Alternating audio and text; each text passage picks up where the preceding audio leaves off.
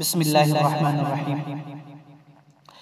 जिस आदमी को दुआए क़नूत याद न हो तो फिर वो वितर की तीसरी रकात में दुआए क़नूत की जगह क्या पढ़े।